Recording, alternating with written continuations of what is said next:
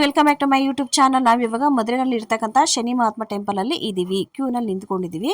ಸಿಕ್ಕಾಪಟ್ಟೆ ಬಿಸಿಲಿದೆ. Already times 8:30 to 9 ಆಗಿದೆ. ನನ್ನ ಫ್ರೆಂಡ್ಸ್ ಎಲ್ಲರೂ ಕೂಡ ಬಂದಿದ್ದಾರೆ. Anil family, Siddaraju family, Anita family, Viji family, ಹಾಗೆ ಹನುಮಂತ್ ಅವರು, ಶಿವು ಅವರು, ಸುಂದರೇಶ್ ಅವರು, ಮೋಹನ್ ಅವರು, ಹಾಗೆ ನನ್ನ ತಮ್ಮ ಮುರಳಿ ಅವರು ಎಲ್ಲರೂ ಕೂಡ ಬಂದಿದ್ದಾರೆ. ಹಾಗೆ ನನ್ನ ಫ್ರೆಂಡ್ಸ್ ಸಿದ್ದರಾಜು ಹಾಗೆ ಮೋಹನ್ ಅವರು ಮಿಸ್ ಆಗಿದ್ದಾರೆ. ಸೊ ಸಿದ್ದರಾಜ್ ಅವರಿಗೆ ಹುಷಾರಿಲ್ಲ, ಪಟ್ಟೆ ಹಾಕ್ಸ್ಕೊಂಡಿರೋದ್ರಿಂದ ಅವರು ಟೂ ವೀಲರ್ ಅನ್ನ ರೈಡ್ ಮಾಡಬಾರ್ದು. ಸೊ ಆದ ಕಾರಣ ಅವ್ರು ಬಂದಿಲ್ಲ. ಹಾಗೆ ಮೋಹನ್ ಅವರು ಹೊರಗಡೆ ಔಟ್ ಆಫ್ ಸ್ಟೇಟ್ಗೆ ಹೋಗಿದ್ದಾರೆ. ಸೊ ಅದಕ್ಕೆ ಬಂದಿಲ್ಲ. ಸೊ ನಾವು ಸುಮಾರು ದಿನಗಳಿಂದ ಪ್ಲಾನ್ ಮಾಡ್ತಾನೆ ಇದ್ವಿ ಮಧುರೈ ಟೆಂಪಲ್ಗೆ ಹೋಗ್ಬೇಕು ಅಂತ. ಬಟ್ ಆಗ್ತಾನೆ ಇರಲಿಲ್ಲ. ಆ ದಿನ ಆಗಳಿಗೆ ಇವತ್ತು ಕೂಡ ಬಂದಿದೆ ಅಂತ ಅನ್ಸುತ್ತೆ. ಸೊ ಬೆಳಿಗ್ಗೆ ಅರ್ಲಿ ಮಾರ್ನಿಂಗ್ 5:30 ಪೂಜೆ ಫಸ್ಟ್ ನಮ್ದೇ ಆಗಿರ್ಬೇಕು ಅಂತ ಅನ್ಕೊಂಡಿದ್ವಿ. ಆದ್ರೆ ಆಗ್ಲಿಲ್ಲ. ಕಾರಣ ಎಷ್ಟೇ ಶನಿವಾರ ಆಗಿರೋದ್ರಿಂದ ಶನಿವಾರ ಪೂಜೆ ಮಾಡುವಂತರು, ಅದರಲ್ಲೂ ಎಸ್ಪೆಷಲಿ ಅನಿತಾ 7 ವರೆಗೂ ಪೂಜೆ ಮಾಡ್ಕೊಂಡು ಇದ್ದೋದ್ಲು. ಸೊ ಅಲ್ಲಿಂದ ನಾವು ಬಿಟ್ಟಿದ್ದೆ 7:45ಗೆ. ಇಲ್ಲಿ ಬರೋ ಅಷ್ಟೊತ್ತಿಗೆ 8:30 to 9 ಆಗಿತ್ತು. ಅಲ್ಲದೆ ಸಿಕ್ಕಾಪಟ್ಟೆ ಬಿಸಿಲು, ಅಲ್ಲದೆ ಕ್ಯೂ ಕೂಡ ಜಾಸ್ತಿ ಆಗಿತ್ತು. ಆ ಕ್ಯೂನಲ್ಲೂ ಆ ಟಯರ್ಡಲ್ಲೂ ನಿಂತ್ಕೊಂಡ್ರು ಕೂಡ ನಾವು ಕಾಲು ಎಳ್ಕೊಂಡು ಖುಷಿಯಾಗಿದ್ವಿ. ಯಾಕೆಂತಂದ್ರೆ ಫ್ರೆಂಡ್ಸ್ ಇದಾರಲ್ವಾ, ಫ್ರೆಂಡ್ಸು ಅಂದ್ರೆ ಅಷ್ಟೇ, ಎಲ್ಲಿದ್ರು ಕೂಡ ಖುಷಿಯನ್ನ ಕೊಡೋ ಅಂಥದ್ದು. ನೋಡಿ, ಇದು ಮಾನಸ ಅಂತ ಅನಿಲ್ ಅವರ ಲಾಸ್ಟ್ನೇ ನಾದ್ನಿ. ಸೊ ಆ ಹುಡುಗಿನೂ ಕಾಲು ಎಳ್ಕೊತಾ ಇದ್ವಿ. ಮತ್ತು ಸಿದ್ದರಾಜ್ ಅವರ ಮಗಳು ಕೂಡ ಇದ್ದಾಳೆ, ಅವಳಿಗೂ ಕೂಡ ಕಾಲು ಎಳಿತಾ ಇದ್ವಿ. ಯಾವುದೇ ಫಂಕ್ಷನ್ಗೆ ಹೋಗಬೇಕು ಅಥವಾ ಎಲ್ಲಿಗೆ ಹೋಗಬೇಕು ಅಂತಂದ್ರೆ ಫ್ರೆಂಡ್ಸ್ ಯಾರು ಒಟ್ಟಿಗೆ ಇದ್ದಾರೆ ಅಂತಂದರೆ, ಅದ್ರ ಫ್ಯಾಮಿಲಿಗಳಿದ್ದಾರೆ ಅಂತಂದರೆ ಎಷ್ಟು ಎಂಜಾಯ್ ಮಾಡ್ತೀವಿ, ಎಷ್ಟು ಖುಷಿಯನ್ನು ಪಡ್ತೀವಿ.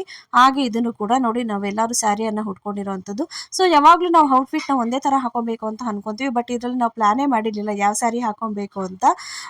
ಸೊ ಕಲರ್ ಯಾವ್ದು ಹಾಕೊಬೇಕು ಅಂತ. ಬಟ್ ಯಾವುದಿದೋ ಹಾಕೊಂಬರ್ತೀವಿ, ಬಟ್ ಯಾವುದು ಕೂಡ ಮ್ಯಾಚ್ ಆಗಲಿಲ್ಲ.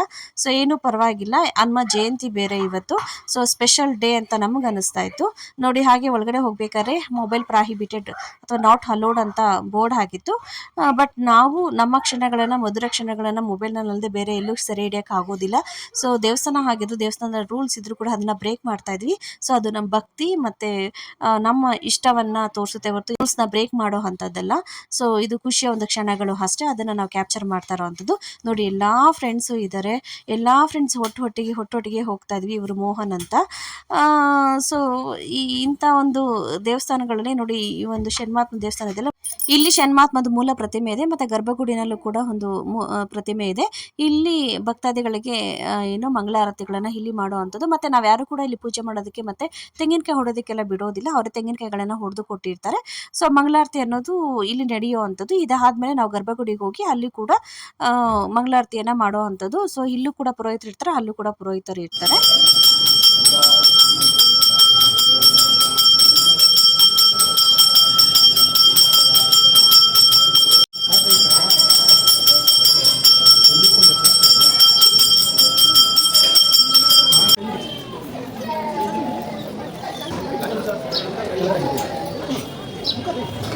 ಮಹಾಮಂಗಳಾರತಿ ಆಯಿತು. ನೋಡಿ ದೇವ್ರು ಎಷ್ಟು ಚೆನ್ನಾಗಿ ಕಾಣ್ತಾ ಇದ್ದಾರೆ ಅಂತ. ಸೊ ನಾನು ಫುಲ್ಲಾಗಿ ಕಂಪ್ಲೀಟಾಗಿ ಹತ್ರದಲ್ಲಿ ನಿಂತ್ಕೊಂಡು ಫೋಟೋ ತೊಗೊಳಕ್ಕಾಗಿಲ್ಲ, ಮತ್ತು ವಿಡಿಯೋನ ಅಷ್ಟಾಗಿ ಕ್ಯಾಪ್ಚರ್ ಮಾಡೋಕ್ಕಾಗಿಲ್ಲ.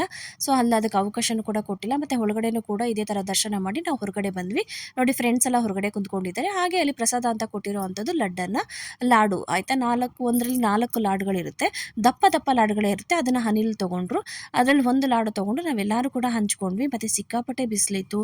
ಮತ್ತು ಆ ಒಂದು ಕ್ಷಣವನ್ನು ಕಳೀತಾ ಇರೋದು ಹೇಗಿತ್ತು ಅಂತಂದರೆ, ನಮಗೆ ಎಲ್ಲರಿಗೂ ಒಂದೊಂಥರ ಅಲ್ವಾ, ಚಿಕ್ಕ ವಿಷಯಗಳೇ ಒಂದು ದೊಡ್ಡದಾಗಿ ಇರೋವಂಥದ್ದು, ದೊಡ್ಡದಾಗಿ ಸೆಲೆಬ್ರೇಟ್ ಮಾಡೋವಂಥದ್ದು. ಎಲ್ಲರೂ ಇದ್ದಾಗ ಕೊಡುವಂಥ ಖುಷಿ, ಫ್ರೆಂಡ್ಸ್ ಹತ್ರ ಸಿಗುವಂಥ ಖುಷಿ ಬೇರೆ ಎಲ್ಲೂ ಸಿಗಲ್ಲ ಅಂತ ಅನಿಸುತ್ತೆ. ಹಾಗೆ ನೋಡಿ, ಸಿಕ್ಕಾಪಟ್ಟೆ ಬಿಸಿಲು ಇರೋದ್ರಿಂದ ನಾವು ಪ್ರಸಾದಗಳನ್ನು ತೊಗೊಂಡು, ಸೊ ನಾವು ವಿಡಿಯೋ ಒಂದೇನೋ ಗ್ರೂಪಲ್ಲಿ ಫೋಟೋಗಳ ತೊಗೊಬೇಕು ಅಂತ ಅಂದ್ಕೊಂಡ್ವಿ. ಸೊ ನಾನು ಮುರಳಿಗೆ ಹೇಳಿದೆ, ಗ್ರೂಪ್ ಫೋಟೋ ತೆಗಿಯಮ್ಮ ಅಂತ. ಸೊ ಫೋಟೋನು ತೆಗಿಬೋದು ಮತ್ತು ವಿಡಿಯೋನೂ ಕೂಡ ಮಾಡ್ಬೋದು. ಹಾಗೆ ನೋಡಿ, ಎಲ್ಲರೂ ಗ್ರೂಪಲ್ಲಿ ನಿಂತ್ಕೊಂಡು ಕಾಲು ಎಳ್ಕೊಂಡು ಹುಡುಗರೆಲ್ಲ ಕುಂತ್ಕೊಂಡಿದ್ದಾರೆ, ನಾವು ನಿಂತ್ಕೊಂಡಿದ್ದೀವಿ, ಫೋಟೋವನ್ನು ತೊಗೊತಾ ಇದ್ದೀವಿ. ಇದು ಕೂಡ ಎಷ್ಟು ಖುಷಿಯನ್ನು ಕೊಡ್ತಾ ಇದೆ ಅಂತಂದರೆ, ಹುಡುಗರು ಕುಂತ್ಕೊಂಡಿರೋದು, ಹುಡುಗಿರೆಲ್ಲ ನಿಂತ್ಕೊಂಡಿರೋದು, ಅದನ್ನು ಕೂಡ ಕಾಲು ಎಳ್ಕೊಂಡು ಹೇಳ್ತಾ ಇದ್ದೀವಿ. ಮತ್ತು ನಾನು ಸಿಕ್ಕಾಪಟ್ಟೆ ಸಣ್ಣ ಇದ್ದೀನಲ್ವಾ, ಅದಕ್ಕೆ ಹೇಳ್ತಾ ಇದ್ದೀನಿ, ಸಿಕ್ಕಾಪಟ್ಟೆ ದಪ್ಪ ತೆಗಿಯಪ್ಪ, ನಾನು ಕಾಣಿಸೋದು ಸಣ್ಣನೇ ಅಂತ. ಅದಕ್ಕೆ ಹೌದು ಅಂತ ಅದಕ್ಕೂ ಕೂಡ ನಗ್ತಾಯಿದ್ರು.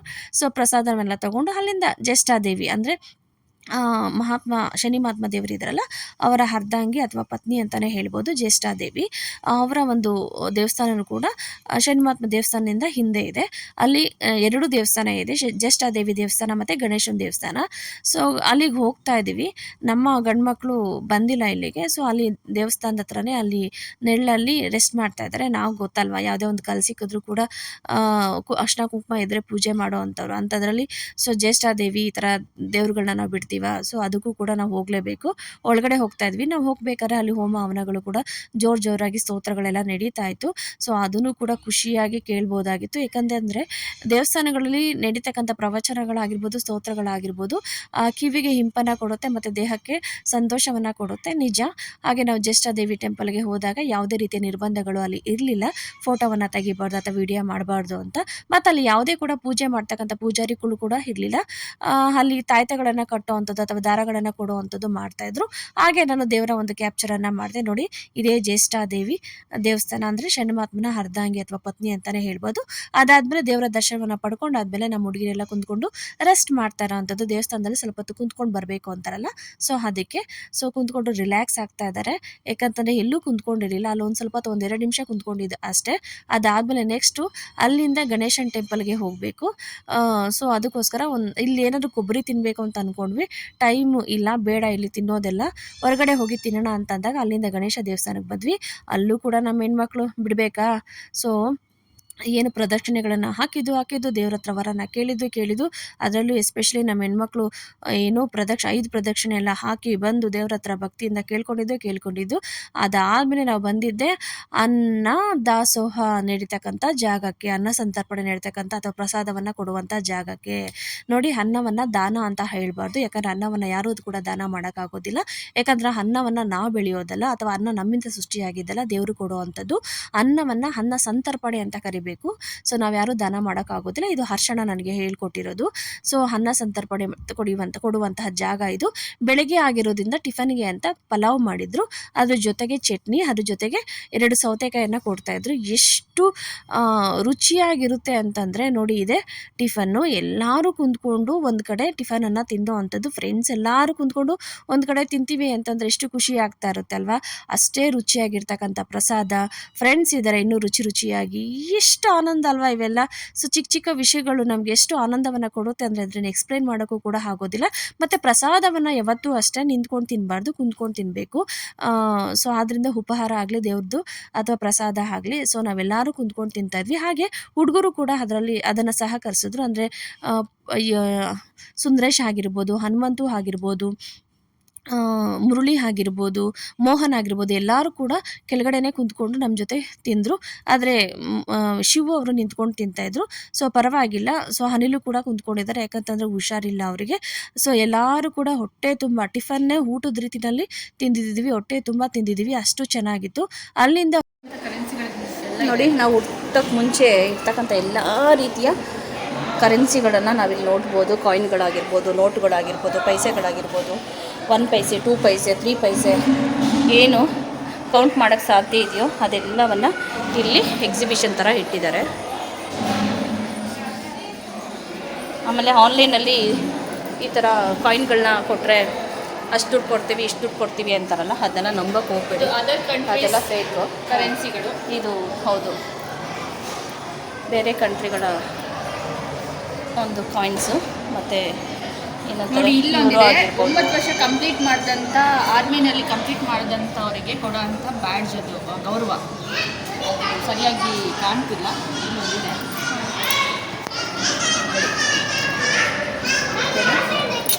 ಈ ಬ್ಯಾಡ್ಜ್ ಇದೆಯಲ್ಲ, ಈ ಬ್ಯಾಡ್ಜು ಸೇವೆಯಲ್ಲಿ 9 ವರ್ಷ ಸೇವೆ ಸಂಪೂರ್ಣಗೊಳಿಸಿದಂಥವ್ರಿಗೆ ಕೊಡ್ತಕ್ಕಂಥ ಗೌರವ.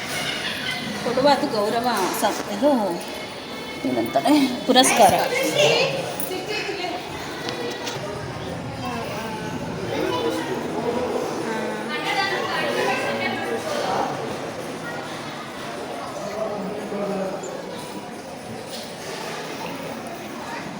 ಶನಿ ಮಹಾತ್ಮ ಟೆಂಪಲ್ ಆದಮೇಲೆ ನಾವು ಬಂದಿದ್ದೆ ಗೊಲ್ಲಳ್ಳಿಯಲ್ಲಿ ಇರ್ತಕ್ಕಂಥ ಶ್ರೀ ವೀರಾಂಜನೇಯ ಸ್ವಾಮಿ ದೇವಸ್ಥಾನಕ್ಕೆ. ಈ ಒಂದು ದೇವಸ್ಥಾನದ ಒಂದು ಕಟ್ಟಡ ಕಾರ್ಯ ನಿರ್ಮಾಣ ಹಂತದಲ್ಲಿ ಇತ್ತು.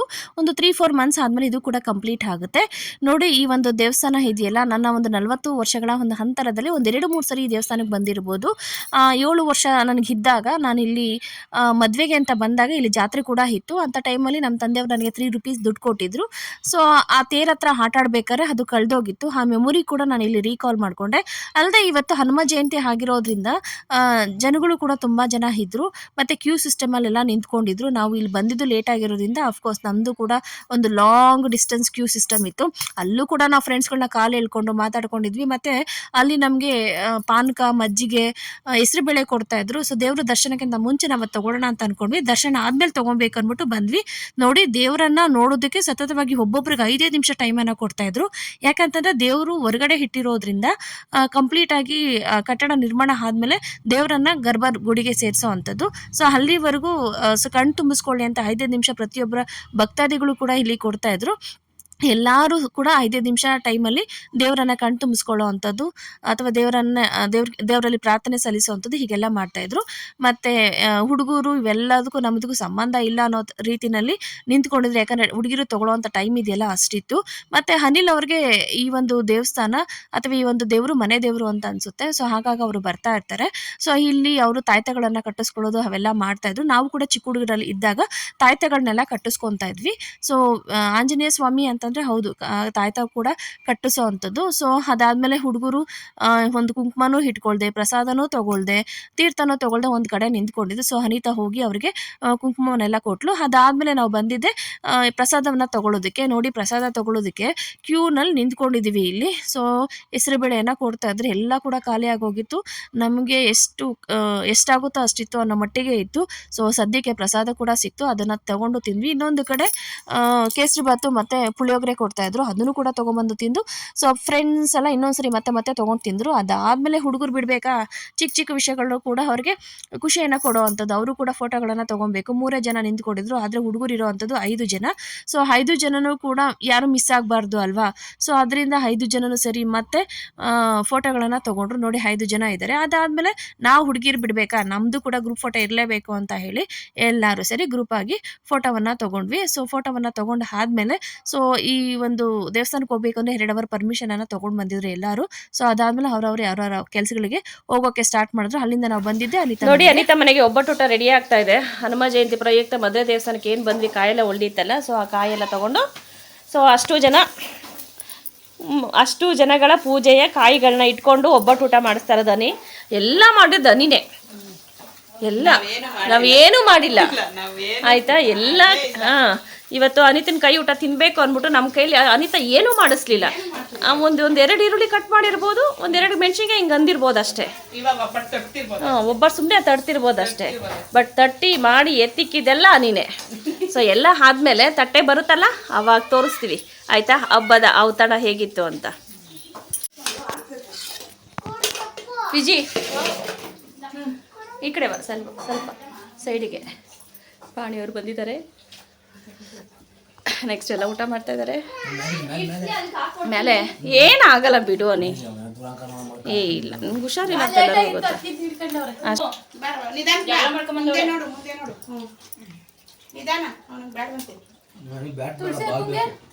ನಾನು ಹಾಕೊಂಡಿದ್ದೀನಪ್ಪ. ಬ್ಯಾಟ್ ಹಾಕೋಬೇಕಾದ್ರೆ ಬ್ಯಾಟನ್ನು ಹೇಳಿ ಕೇಳ. ವಿಜಿ ಈ ಕಡೆ ಬಾ ಸ್ವಲ್ಪ ಅಷ್ಟೇ. ಬಾಯ್ ಮಾಡಿ ಈ ಕಡೆ ಬಾ ವಿಜಿ, ಮಧ್ಯದಲ್ಲಿ ಬಾಯ್ ಪಾಣಿ. Thanks for coming. Bye bye bye bye. ಅನಿ ಬಾರ, ನೀ ಬಾ ಬೇಗ.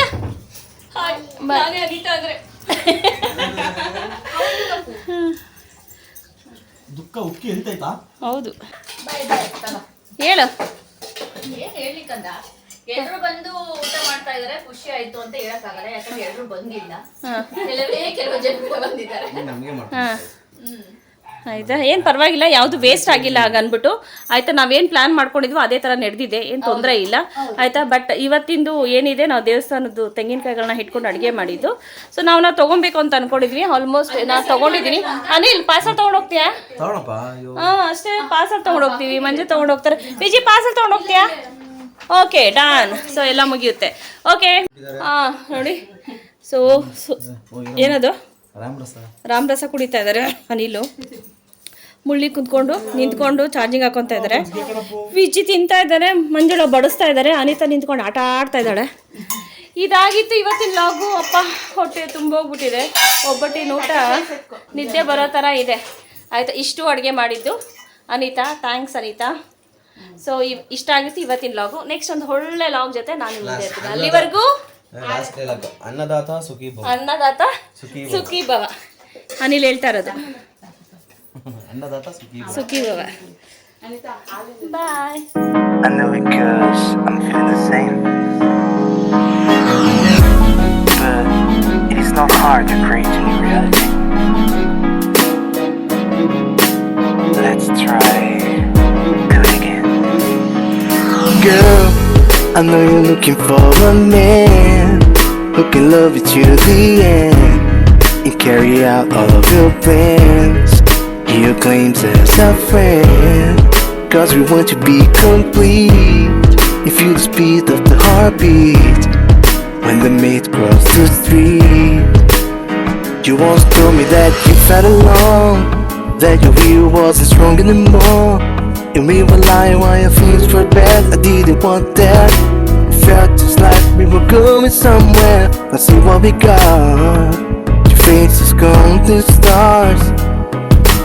You in a rush and the leaking blood. Leaving in smart would be so cruel. Happy around you, girl.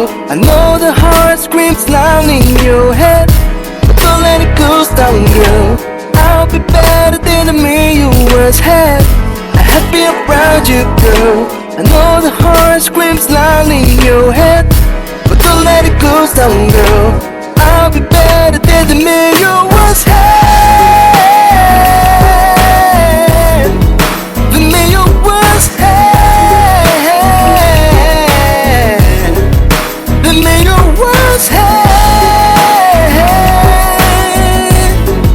The man you once had. I always held you when you felt alone, so the passion was always at home. But we never know how love flows.